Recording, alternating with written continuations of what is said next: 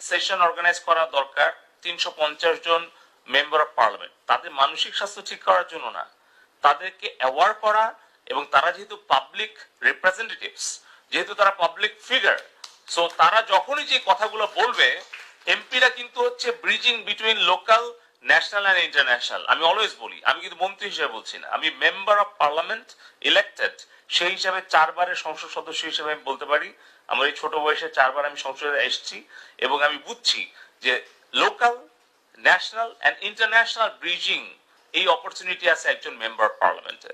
সেখানে 350 জনের জন্য আমরা যদি একটা সেশন অর্গানাইজ করতে পারি ডে লং, আমরা বিসিসি, ইউএনডিপি এবং সবাই মিলে, যেটা বললাম public private media and academia partnership, তাহলে কিন্তু আমরা কাজটা অনেক সহজে দ্রুত করতে পারবো। কারণ এমপিরা যেখানে যাবে তাদের একটা এজেন্ডা থাকবে যে I need to talk on mental health, ঠিক আছে, আর পাশাপাশি তাদের নিজের একটা অ্যাওয়ারনেস ক্রিয়েট হবে। আরেকটা তো আমি বললাম যে টিচারদেরকে কনভার্ট করা কাউন্সিলর হিসেবে, কারণ আমাদের অত টাকা নাই যে আমি বাইরে থেকে হায়ার করব, তা তো পারবো না, কিন্তু প্যাশনেট টিচাররা কিন্তু সব জায়গায় থাকে। এত করে বলছি 50 লক্ষ মানুষ বাংলাদেশে অনলাইন জুয়ায় আসক্ত। আপনি জানেন যে আমার নিজের নির্বাচনী এলাকায় আমার এক গ্রামের ওয়ার্ড আওয়ামী লীগের নেতার ছেলে, বিবাহিত ছেলে, তার বাচ্চা আছে, সে অনলাইন জুয়া খেলে হাঁটতে হাঁটতে কয়েক লক্ষ টাকা ঋণ, সেই ঋণ শোধ করতে না পেরে সে আত্মহত্যা করেছে। আমি তার বাড়িতে যে তার বাবা মা, তার স্ত্রী, তার সন্তানের কান্না, এর জন্য দায়ী কে?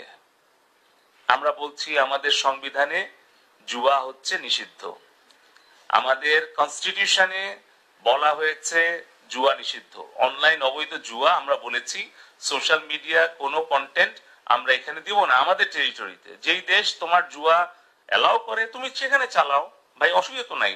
আমার দেশের আইনে, সংবিধানে এটা নিষিদ্ধ, কেন তুমি চালাবা? Multinational social media deep tech companies, they are the main criminal.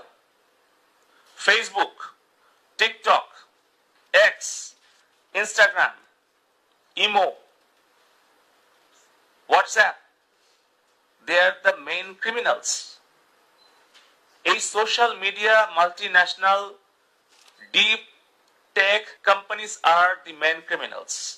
আমরা তাদেরকে প্রথমে দায়ী করতে হবে, দোষী করতে হবে, তারপরে তাদেরকে দায়িত্বটা বুঝায় তাদেরকে টেবিলে আনতে হবে। আজকে হয়তো আমি যেই কঠোর ভাষায় বলছি, আপনারা হয়তো অনেকেই হয়তো মনে করছেন যে এত কঠোর হওয়া উচিত কিনা, কিন্তু আজ থেকে 5 বছর পরে অন রেকর্ড এই বক্তব্য থাকবে, তখন দেখবেন পুরো বিশ্ব কি বলছে।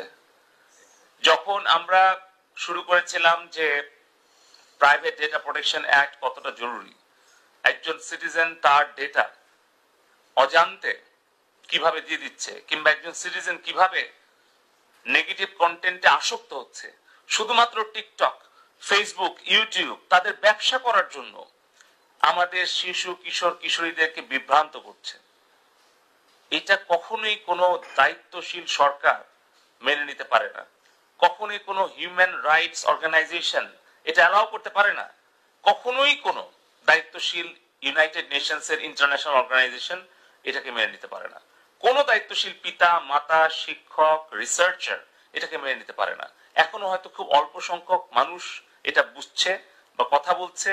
এই যে AI, data analytics, machine learning যে পাওয়ার, যেভাবে অ্যালগরিদম আমরা ডিজাইন করছে, এরা কিন্তু বলছে না এটার বিহাইন্ডে ইঞ্জিনগুলো কিভাবে কাজ করছে।